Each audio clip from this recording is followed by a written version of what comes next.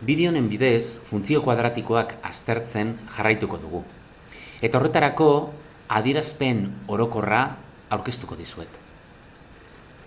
I berdin A izaber B gehi B isa gehi C, funtzio kuadratiko guztien adierazpen orokorra da. Eta bertan, A desberdin 0 izan behar du. Zergatik da hori? A 0 balitz, 0 bider izaber B desagertuko litzateke, eta B isa gehi C geldituko litzateke, eta hori funtzio lineal bat da, I berdin zenbaki bat bider isa gehi C. Beraz, nahita nahiezkoa da, haren balioa, 0-ren ezberdina izatea. Ikus dezagun orain zer gertatzen den B eta C balio ezberdinak hartzen dituztenean. Gerta daiteke B eta C 0 izatea, beraz hauek desagertzea, eta gelditzen zaigun elementu edo gai bakarra A izaber B izatea. Hau, funtzio kuadratikoa izaten jarraitzen du, A desberdin 0 delako. Guk ikasi dugu edo aztertu dugu beste aurreko bideo baten, honako funtzio kuadratikoa. Kasu honetan, haren balioa bat da. Eta hori, irudikatu genuen, eta honako adierazpen grafikoa lortu genuen. Baina badira besteak hartu ditzakeen beste balio batzuk. Adibidez, I berdin, hiru isa berbi. Eta horren adierazpen grafikoa hemen ikusi dezakegu. Baina idatzi dezakegu baita ere beste adibide bat, demagun I berdin, erdia, bider isa berbi. Eta kasu horretan lortuko genukeen adierazpen grafikoa hau izango litzateke. Ikusten baldin baduzue, hiru parabola horiek nahiko antzekoa dira. Gertatzen den bakarra, beraien zabaltasuna edo estutasuna aldatu egiten dela. Ikusten duzue gure lehenengo funtzio kuadratiko edo parabola honetan, bat da bere A koefizientea. Honena bat da. Honena hiru da eta honena erdia. Hau da, gero eta hundiagoa egiten den heinean parabola estuagoa da. Eta A txikiagoa egiten den heinean parabola zabalagoa da. Eta hori horrela labur dezakegu.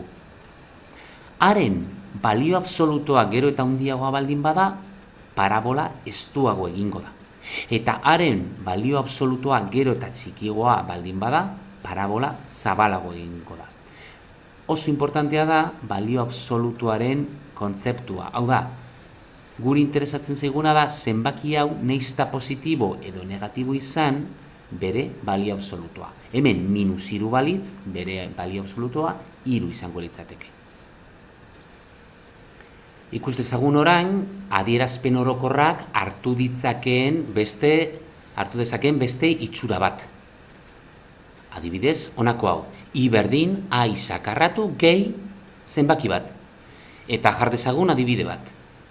I berdin isa berbi gehi bi. Goazen hau, irudikatzera. Horretarako, lehengoko bi funtzioiek kenduko ditut, eta oinarrizko honekin geldituko naiz. Zer egiten diogu oinarrizko funtzio kuadratiko honi? Bi gehitu. Bere elementu guztiei edo puntu guztiei bi gehituko diogu. Horretarako funtzio honen bi puntu identifikatuko ditut. Bat puntua eta minus 2 lau puntua. Bi puntu horiek funtzio horrena dira. Zer gertatzen da nik bi puntu horiek gehi bi egiten badut. Hau da, iren balioa bi unitate handiago egiten baldin badut. Ikusi.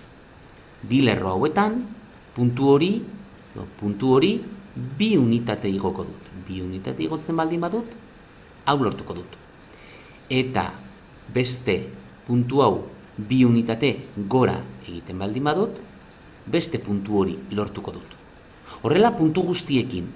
Azken finean, lortuko dudana izango da, parabola hori bi unitate gora egin, eta hemen duzue, isa berbi gehi bi funtzio kuadratikoa. Ikusten duzuenez, bere puntuak bi unitate gorago aurkitzen dira. Erpina ere, 0an zegoela, biraino igo dugu. Ikus dezagun, adierazpen orokorrak hartu dezakeen beste itxura bat. Adibidez, I berdin A isa berbi gehi B isa formakoa. Kasu honetan, zeren balioa 0 da.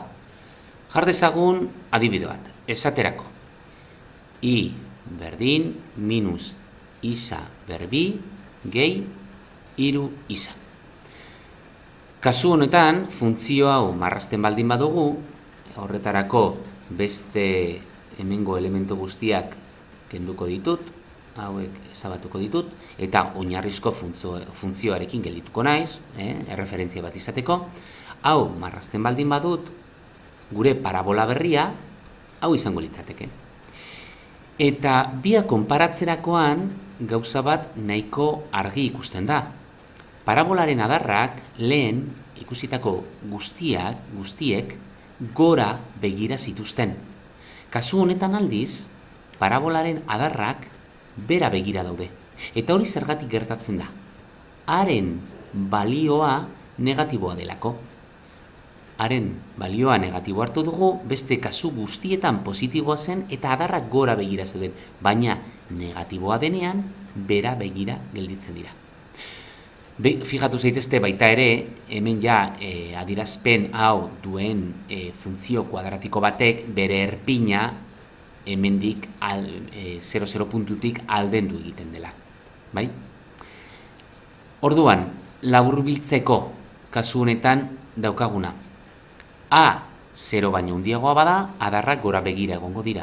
Eta A 0 baino txikiagoa bada, adarrak behera begira egongo dira. Ikus dezagun azkenik adierazpen orokorrak hartu dezakeen itxura.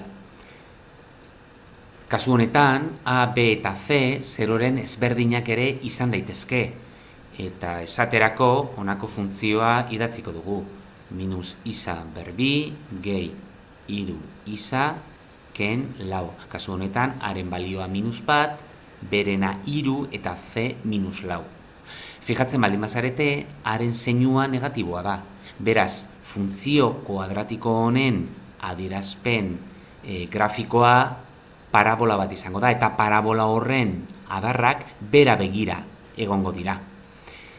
Marraz dezagun eta konproba dezagun. Hau izango litzateke honen adierazpen grafikoa, eta parabolaren adarrak bera begira daude. Orain, zuen kontura honako ariketa egitea.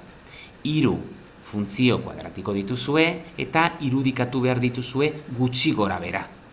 Zer esan nahi du gutxi gora bera horrekin?